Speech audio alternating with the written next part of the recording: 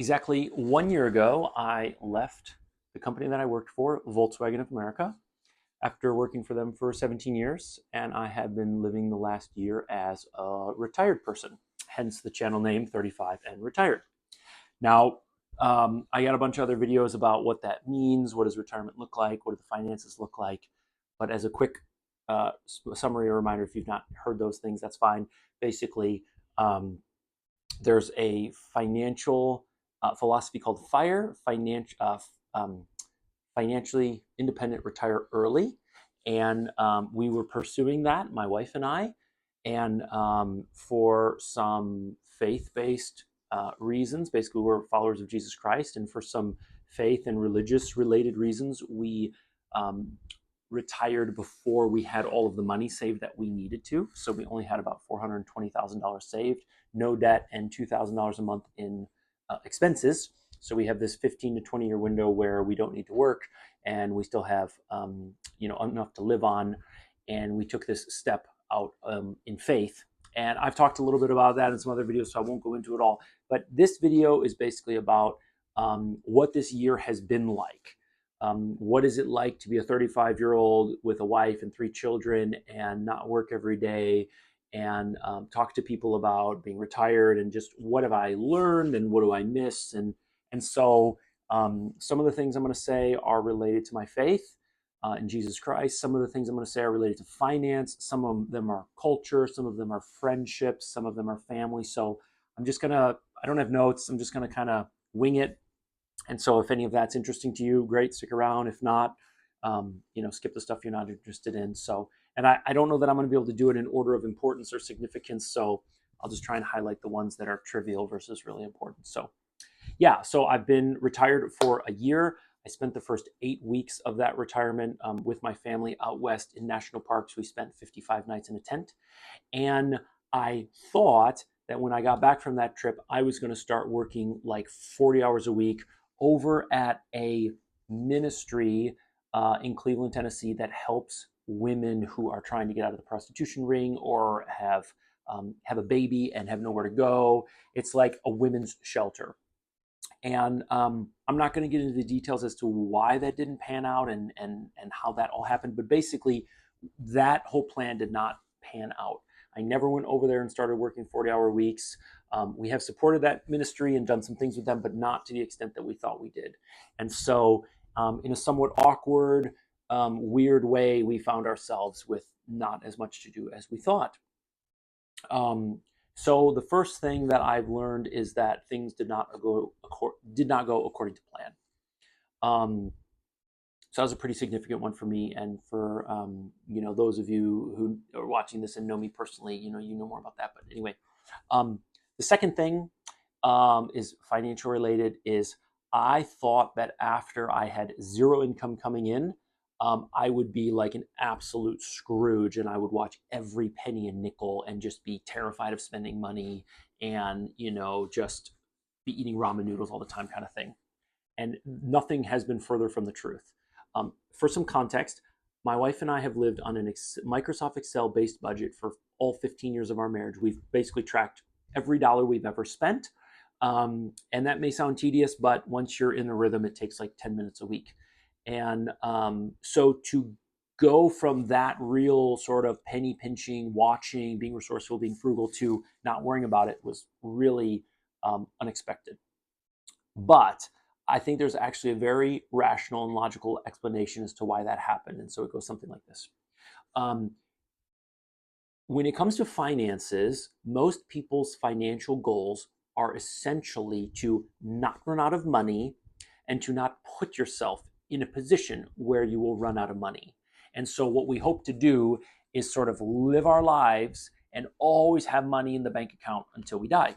Now, I understand it's more complicated than that, but at the basic premise, that's what it is. Now, we don't do that with our health or our life. Nobody thinks that they can keep themselves alive infinitely. We know that there will be an end, whether that's next month, next year, or when we're in our 90s. We know that our life will come to an end. And so we do take care of our health and we do try and stay fit, but we don't do it thinking that it will always be there and it'll basically we don't eat and work out thinking that we'll live forever.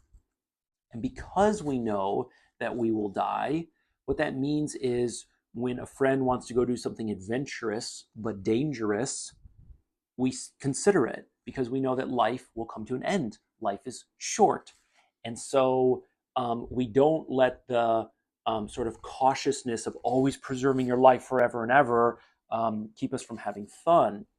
And of course, there's nobody out there saying that you can live forever. So, anyway, so knowing that life will come to an end helps keep us a bit adventurous, knowing that it could come to an end really soon and we haven't done anything cool, so we should go do some cool stuff.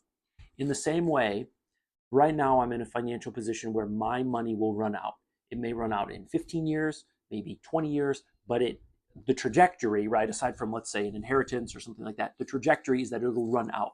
Now, knowing that that clock is ticking and knowing that we're sort of going for broke eventually, it actually makes you kind of relax about finances. Like, I thought we're never going to go out for ice cream again as a family, just won't be able to afford it because we have no income.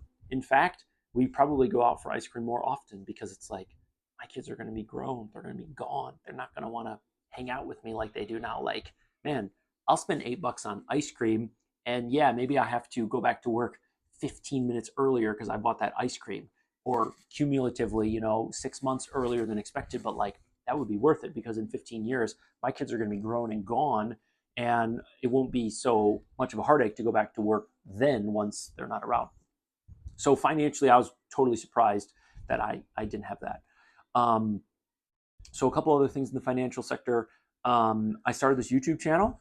My best friend suggested it to me, and I'm glad he did. I'm grateful that he did. I've enjoyed having this outlet to express to the world things that are important to me. And the YouTube channel earns some money. So right now I make about $125 a month. So $1,500 a year. Not much considering that we spend about $24,000 or $26,000 a year, but that's after only a year, and it could grow. And even if it doesn't, it's still there's something about having just a little bit of money coming in that just kind of makes you feel like you're not completely cut off from income. I also do some small engine repair on the side. And that kind of is a historical thing. There was a tornado in our town, and I helped some people out with generators and chainsaws. And then everyone had my phone number, and everyone wanted me to fix their mowers. And so I just kept up this side gig. So, like last year, I made like $3,000 fixing lawnmowers and chainsaws. And this year, I'll probably make less than that based on the numbers so far. So, there's a little bit of money coming in. The other thing that happened was my grandmother died and left behind some money to my folks, and my mom gave me some of that money. So my mom gave me $5,000 for our family to do something wild and crazy. We ended up buying rock climbing gear, kayaks, and mountain bikes. My mom gave me $20,000. And I'll be talking a little bit more about how I'm going to be spending that. I'm going to go out west on an adventure with a guide into Ansel Adams Wilderness area, and then my mom gave my wife $10,000. So obviously, those are huge amounts of money. Not everyone's parents or grandparents would have that kind of money, and it was never something we thought about or counted on. But what it showed me was that, like, obviously, no one's gonna get the winning lottery ticket and then mail it to you for you to cash. But there are circumstances in life where money can come your way, might, maybe, and we're pretty good at playing like worst case scenario, right? Like worst case scenario, the stocks are going to go bad, and I'm gonna, lose a bunch of money. But sometimes we should play with like best case scenarios. Like maybe someone you've helped in life who isn't a family member like writes you into their will, and you get some money. And so it just helped me not look at money and numbers with such accuracy. Like, well, the money's going to be out at this date and this time because that's that. It's like income and spending is a little bit more flexible than we realize. And the inheritance was just kind of a sign to me that things won't always go as you think they will. And hopefully that's not discouraging to someone. I know not everyone's going to get an inheritance, and I may never get another one again, and that's fine. But it just enlightened me to the fact that, sometimes you get a big break on your taxes, or, sometimes you get a raise or whatever. And there are factors that are outside of your control and even outside of your, thinking. Not to be relied upon, but to be enjoyed, and also to give you some hope. Okay. The other thing is that, so this is now something I would say kind of specifically as a Christian. So my wife and I had started the fire pursuit to retire early so that we could say yes to God if and when He asked us to do something. Okay. So as a Christian, our desire should be to be obedient to the Lord, to say yes when He asks us to do something.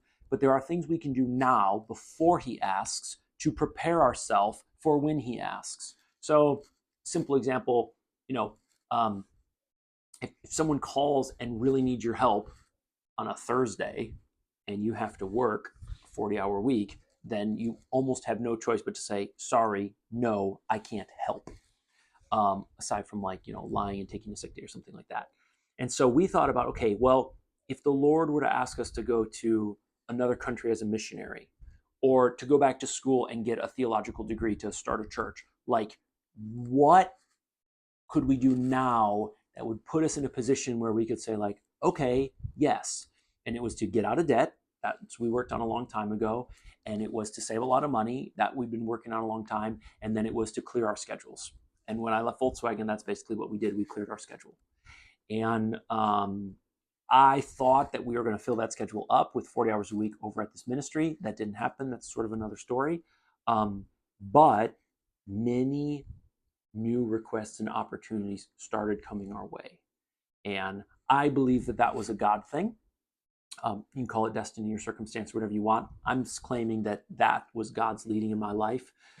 Some examples of that are I was elected to be the chairman of the deacons a second time at our church, so that was an increased responsibility. We were asked to start a Sunday school class to college and career folks at our school, new responsibility. We were asked to keep teaching Wednesday night kids at our church. Our church announced a few mission trips, so I went to Puerto Rico last year, and I signed up to go to India in 9 days. And then after the Puerto Rico trip, the missionary that I met down there, he and I built up some rapport and a relationship, and I ended up leading a missions trip back to Puerto Rico about 6 weeks ago. I took my son with me. So doors started to open, and none of them were full-time gigs.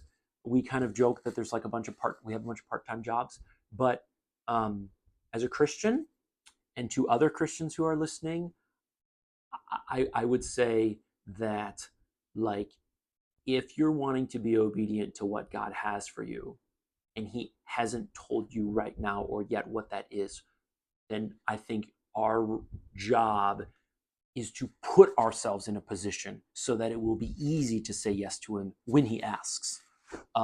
It's basic preparation, right? It's not rocket science. And I think that's what we did. And I think by clearing our schedule, we just gave, ourselves with this blank slate of surrender to say, whatever you have for us next. Our answer is yes. We have no reason not to say yes, basically. We have removed our excuses. Good, my microphone's still on. So yeah, that's a big spiritual element of what's happened. So there's a social element that I want to explain, but if anyone is listening who knows me, I don't want you to take this personally. What I'm saying is a generalization that goes across a wide range of people, and I don't want anybody to be hurt by that. But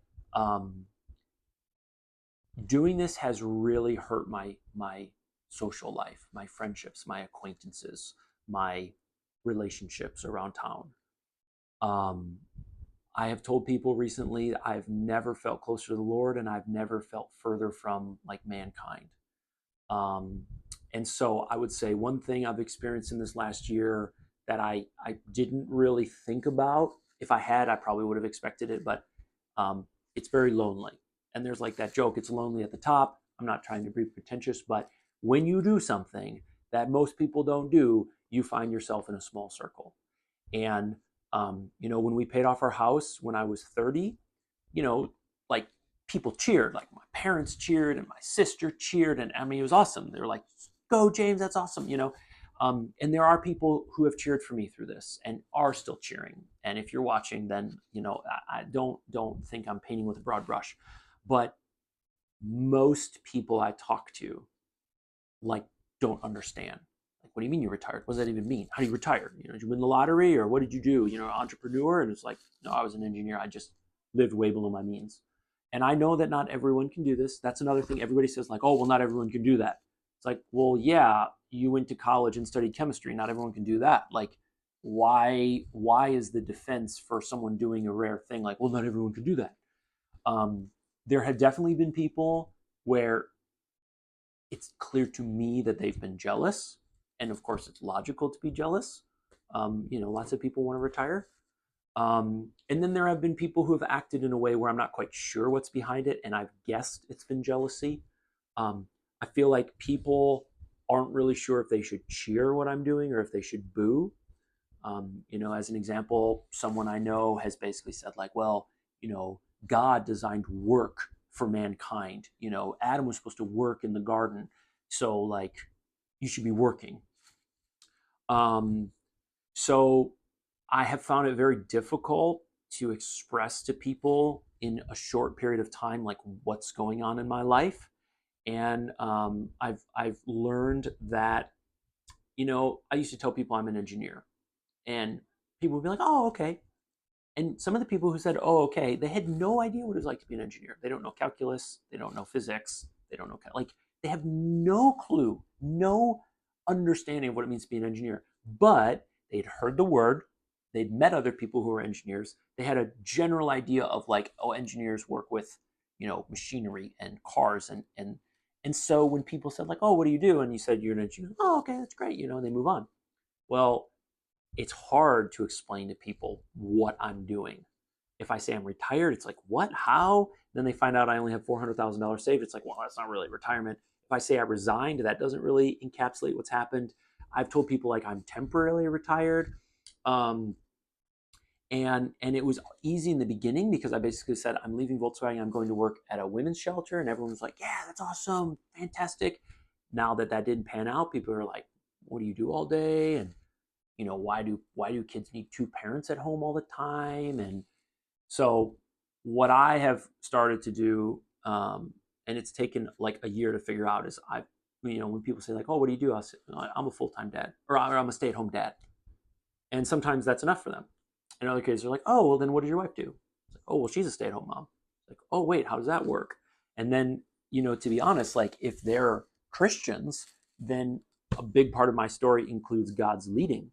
And if they're not, then a lot of times I won't emphasize that point. And it's not because I'm trying to hide my faith, but, like, if people think that God is completely made up, then my story just sounds like hocus pocus to them. And I understand that, because there are people who believe in things that I think are made up. And when they talk about them, I have a hard time respecting it. So I totally understand that to someone, who's an atheist, what I'm saying kind of sounds like hocus pocus. I understand that that's how it comes off to them. And anyway, like, my wife and I were talking about this recently. Like, we speak a foreign language. We speak German. And when we have friends come over who only speak English, and we say, Guten Morgen, was möchtet ihr zum Frühstücken? Which means good morning, what do you want for breakfast? Like, they won't understand us.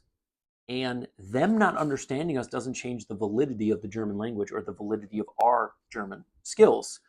It just means they don't understand that language. And so, out of love, we're not going to keep talking in German with them because they won't understand. And in a similar way, people who are Christians have a spiritual life. They have a spiritual language. They have a spiritual understanding. And so when I say things like, God has led me here, they kind of know what that means because they might have experienced that. And if you're talking to someone who's not spiritual, it's like talking to someone who doesn't speak German. Like, they're just not sure what you're on about. And so I try and sort of cater what I explain to people, not out of hypocrisy, but in many ways out of like courtesy and kindness. Anyway, so if people are Christians, I'll often include how God has been working through my story and been leading me here. And if people aren't, I don't shy away from my faith. I'll include that I'm a Christian, but I'll talk maybe more about the financial side and the family side that they can relate to, and I just kind of let them dig to the extent that they're interested in digging, and you know, so um, yeah. So a couple other things. Um, I'm an extrovert. I like people. People energize me, and I have really missed my colleagues. A couple of the guys in particular, Dave and Slav. Like I've just missed that daily camaraderie and friendship and chatting. And along with that, I worked with a lot of really smart people. I mean, engineers and all kinds of people, and I miss that like interaction with really intellectual people. I mean, I'm not that intellectual of a person, and I learned lots and lots and lots from them. And like now, I spend most of the time talking to my wife and my kids. And my wife is intelligent, and I enjoy talking to her greatly. But not about cars and machinery and you know, a lot of the stuff that we talked about at work. And of course, my kids, know less than me on all those topics. So um, I do miss that. I mean, that is like it's been hard as an extrovert. It's been hard to lose all of that. And I see them occasionally for lunch, but you can't recreate that daily camaraderie. The other thing that I've noticed is happening, and this might be like super discouraging to some of you, um, and I'm still kind of wrestling with it, but like I feel like in some ways I'm becoming less and less capable. Like I used to do a lot of stuff and get a lot of stuff done, and it took a lot to overwhelm me. I could juggle a lot of things before I became overwhelmed. And now I feel like I can juggle less before I'm overwhelmed. Like I am more easily overwhelmed with tasks and schedules and events and appointments and bills, all this stuff.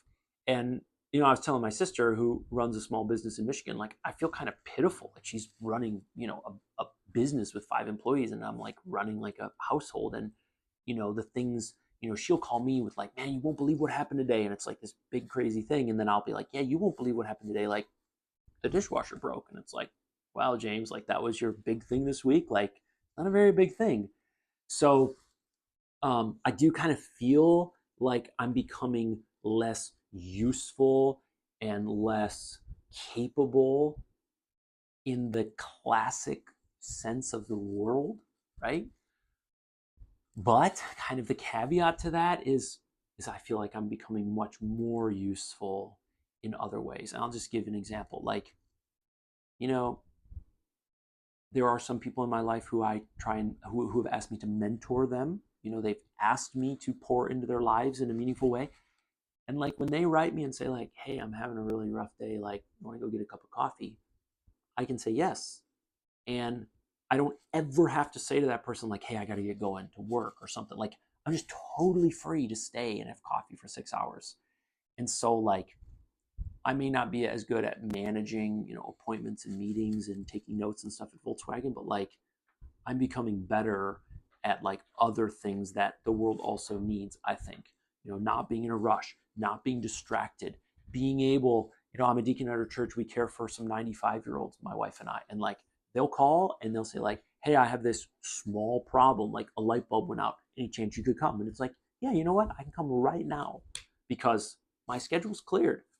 And it doesn't necessarily feel that heroic to have a lifestyle where you can drop what you're doing and go change a light bulb for a 95-year-old. But having dealt with some of these elderly people, like their lives have become quite small and their problems have become quite small, and the world has forgotten them. And so when you drop what you're doing to go help a woman who's 95 years old and still lives alone, like maybe the world doesn't see you as a hero, but honestly, like that person does. And maybe that's more important. Um, yeah. So the other thing that I will tell you, and I hope that this is an encouragement to people because I mean it this way, having all of this extra time on your hands will not make you a better husband, and it will not make you a better dad. No way. Like you would think like, oh, I'm only impatient with my kids because I have so much work to do and because I'm so busy. It's not true. Um, I have tons of time, literally tons. I literally only have an obligation on Wednesday night and Sunday mornings with church. Everything else is totally negotiable. And like, I'm still impatient with my kids. Like, they still get on my nerves. I still find myself apologizing to them for losing my patience. And the reason I say that that's an encouragement is if you think that you need a more flexible work schedule or something like that before you can be a good dad, not true. Like, you can decide that right now and work on it. And don't think for a minute that more time will make you a better dad or husband. It's just like money. Like, oh, I'd be more generous if I had more money. No, you wouldn't. You'd just be as greedy as you are now for the most part. Um, so, and same thing with being a husband. Like, you won't just be a better husband because you have more time on your hands. If anything, all of this extra time makes it harder to be a husband or dad. And what I mean by that, it's a bit of a trick. What I'm saying is you can lull yourself into thinking you're a pretty good husband or dad, and then excuse yourself for where you fall short because like you're busy and you're at work all day and you don't have time for the kids. Well, when those excuses are off the table, it actually becomes more evident to you that like, no, you're a bad dad in that area because you're just a jerk, or you're a bad area and you're bad at being a husband in that area because you're selfish. Like, you can't blame it on anything else. And so it kind of like makes it a bit tougher, at least to run from your issues. I mean, that being said, I mean, my wife and I, like, we typically have a coffee in the morning for 40 minutes. And like, it's hard for me to say with certainty, like, what that investment into my marriage is doing, or the returns that it will yield someday down the road, or the likelihood of increased marriage and not divorce, like, through that. But I can tell you it's awesome. um, okay.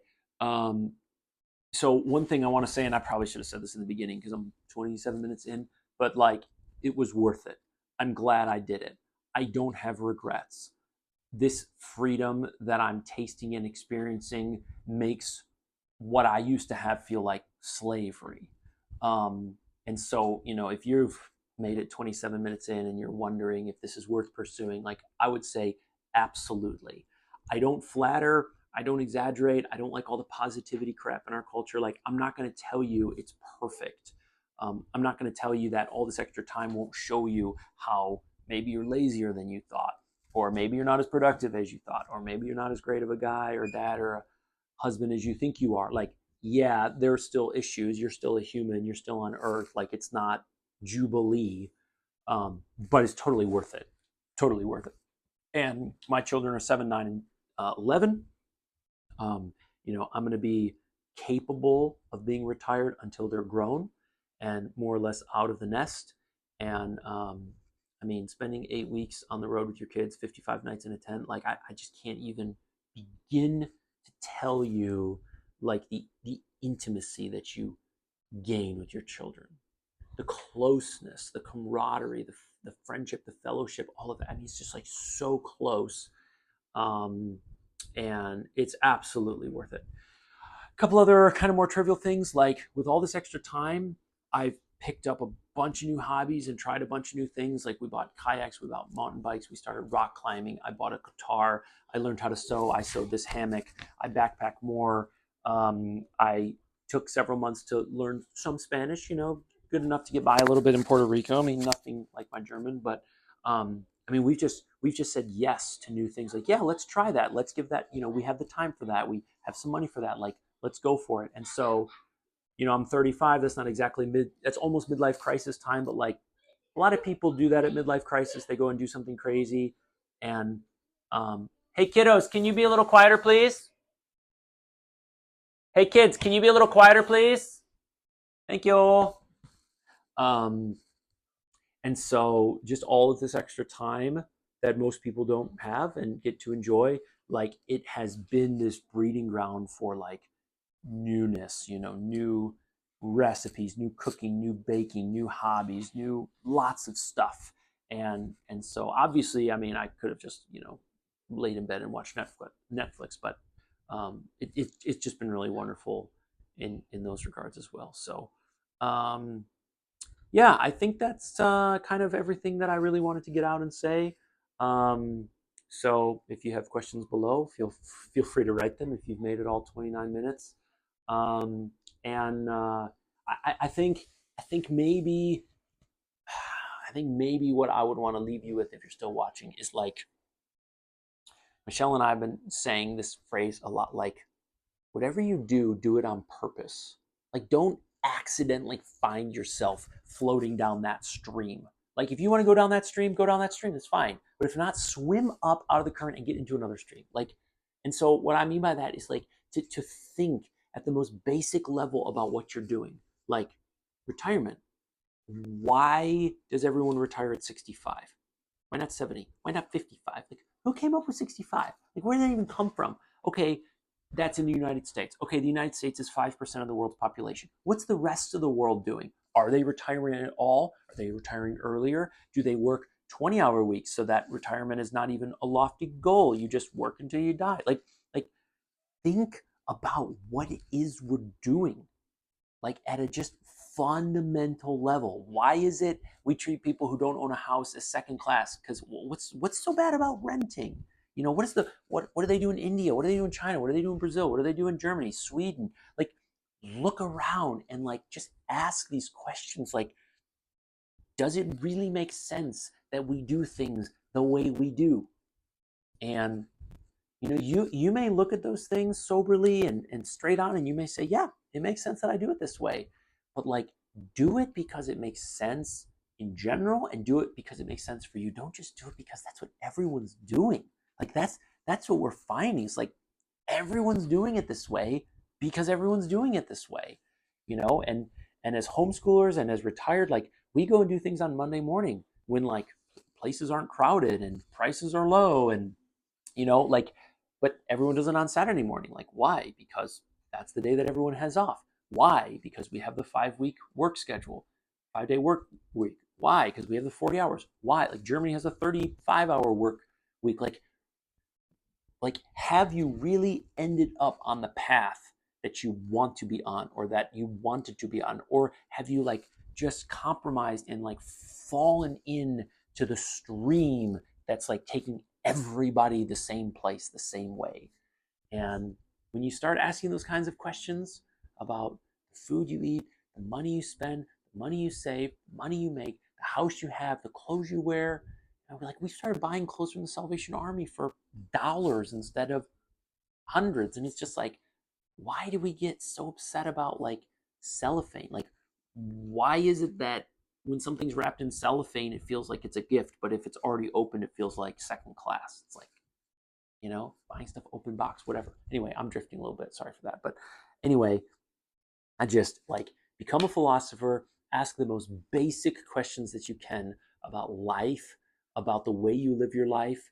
And, you know, basically in this case, retirement, it's like everyone retires at 65.